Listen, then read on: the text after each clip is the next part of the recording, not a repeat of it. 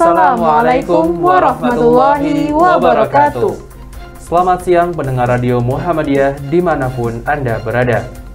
Jumpa lagi dengan saya, Fikri Aulia Madani, bersama rekan saya, Aurora Raisa Rahma, di Kabar Persyarikatan. Jumlah berita hangat telah kami siapkan untuk Anda siang ini, di antaranya Muhammadiyah Makassar resmi lantik BPH dan Direktur RSIA Khotijah. Merdeka Belajar, PPKN UMP dan UAD bersiap pertukaran mahasiswa. Teh Tempuyung antarkan santri Madrasah Sanawiyah Al-Mu'min ke final NASA Fair UNY 2021. Ingin pandemi teratasi dengan baik, Forum Guru Besar Muhammadiyah Jabar selenggarakan vaksinasi secara massal. Bantuan sosial tunai selain harus tepat sasaran, juga harus tepat guna.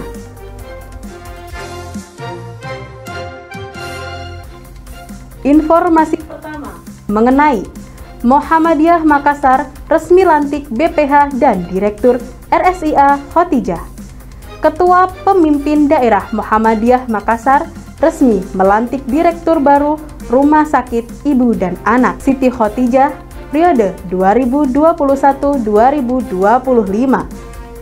Kegiatan yang dilaksanakan sesuai protokol kesehatan yang ketat ini berlangsung di Aula Lantai 6 RSIA Khotijah, Jalan RA Kartini, Makassar, Jumat 6 Agustus 2021. Ketua Pemimpin Daerah Muhammadiyah Makassar, Nurdin Nasi, menyampaikan selamat atas amanah yang diberikan. Pihaknya berharap Direktur baru bisa meneruskan manajemen RSIA yang baik. Di waktu yang terpisah, Direktur RSIA Khadijah 1 Cabang Muhammadiyah Makassar yang baru saja dilantik, Dr. Yusli Aras, SPA KMKes, bertekad akan menjalani tanggung jawab ini dengan penuh amanah. Pihaknya merasa sesak nafas menerima amanah ini.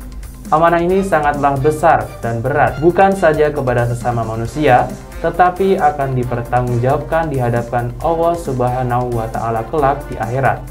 Imbuhnya disambut haru hadirin. Turut hadir dalam pelantikan ini pimpinan daerah Muhammadiyah Kota Makassar, pimpinan cabang Muhammadiyah Makassar, pimpinan Bank Muamalat, Bank Mega Syariah, Guru Besar Unhas, Profesor Dr. Syarifuddin Rauf, hingga para dokter, karyawan, dan staf RSIA Khadijah 1 Cabang Muhammadiyah Makassar. Informasi selanjutnya, Merdeka Belajar, PPKN UMP dan UAD bersiap pertukaran mahasiswa.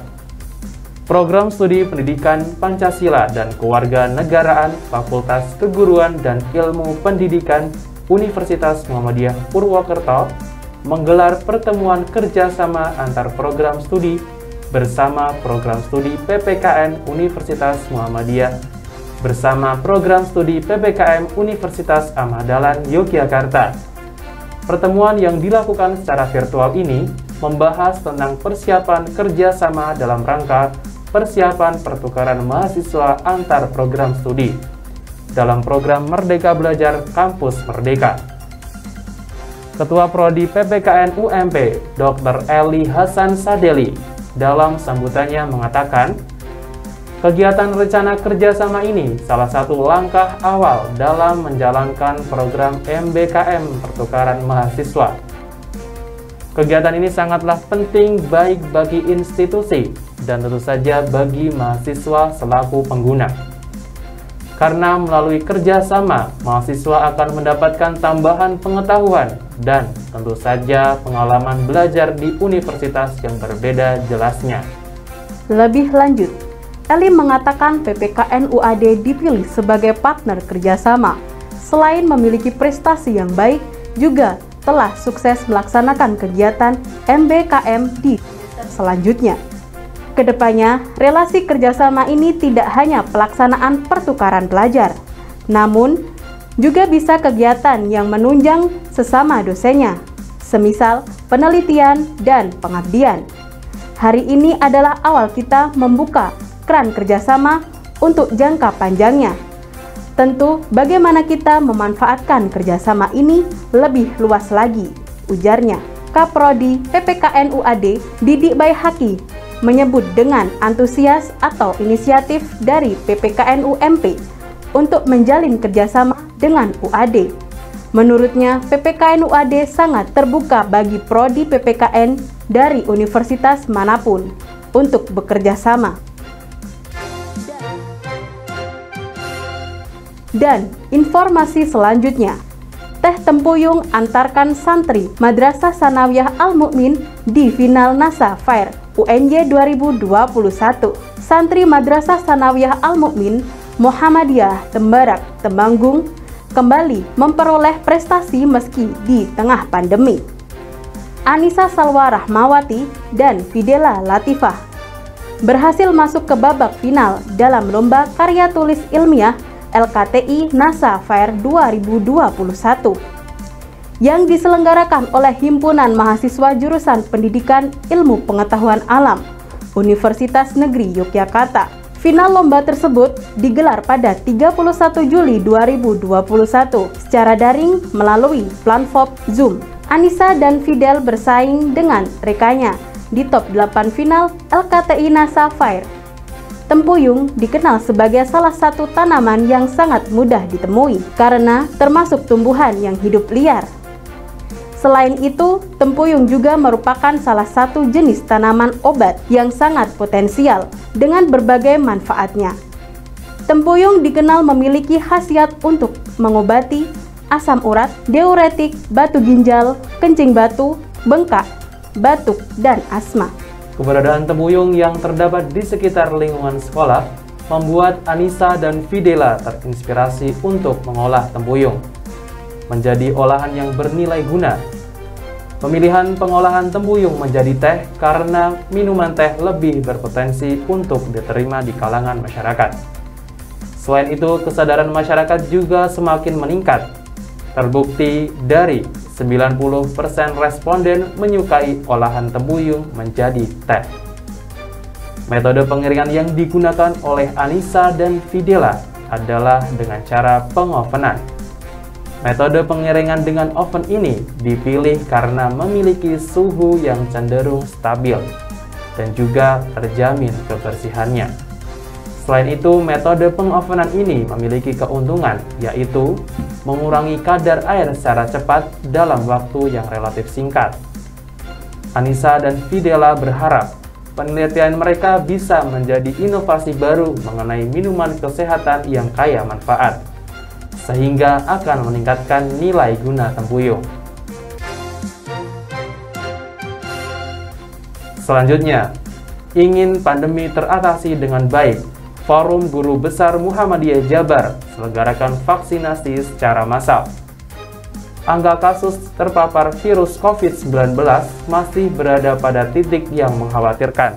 Forum Guru Besar Muhammadiyah Jawa Barat melaksanakan vaksinasi gratis bagi masyarakat umum pada 6 Agustus 2021 yang berlokasikan di Kompleks Polda Jabar, Jalan Soekarno-Hatta, nomor 748, Kota Bandung.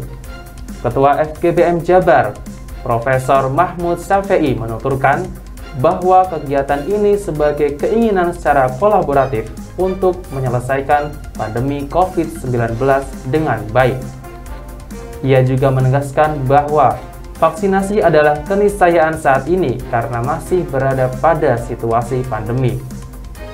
Karena ini, sebagai upaya yang dilakukan secara kolaboratif, pihaknya menggandeng beberapa pihak untuk mensukseskan acara vaksinasi secara massal. Di antaranya ada MCCC Pimpinan Pusat Muhammadiyah, Universitas Aisyah Bandung, Universitas Muhammadiyah Bandung, Instansi Kesehatan Kota Bandung, Polda Jawa Barat, dan pihak terkait lainnya. Sementara itu, Ketua Pelaksanaan Vaksinasi Massal sekaligus Sekretaris Rektor Universitas Muhammadiyah Bandung, Setiadi mengatakan pihaknya akan menerjunkan mahasiswa dari Prodi Farmasi dan Bioteknologi Universitas Muhammadiyah Bandung dalam kegiatan ini. Kami juga mengajak kepada masyarakat untuk segera mendaftar ikut vaksinasi agar herd immunity atau kekebalan kelompok masyarakat bisa terbentuk dengan segera, tuturnya. Setiadin menjelaskan bahwa vaksinasi massal ini juga bisa diikuti oleh anak-anak berusia 12-18 tahun. Mereka bisa mendaftar menggunakan KTP dan KK orang tuanya. Ditargetkan vaksinasi massal ini diikuti sebanyak 1.500 orang. Dan informasi terakhir tentang bantuan sosial tunai, selain harus tepat sasaran juga harus tepat guna. Pemerintah sesuai dengan amanat konstitusi berkewajiban menjamin pelindungan bagi seluruh warga bangsanya.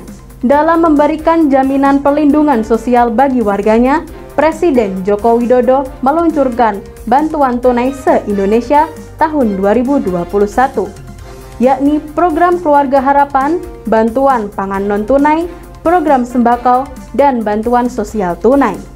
Total anggaran untuk program bantuan sosial tunai adalah 12 triliun, menyasar 10 juta keluarga penerima manfaat, masing-masing 300.000 selama 4 bulan dari Januari sampai April.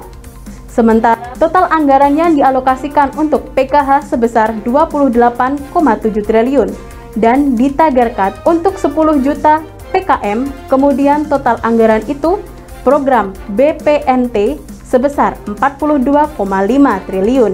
Sasaran kartu sembako target pertama adalah 18,8 juta keluarga.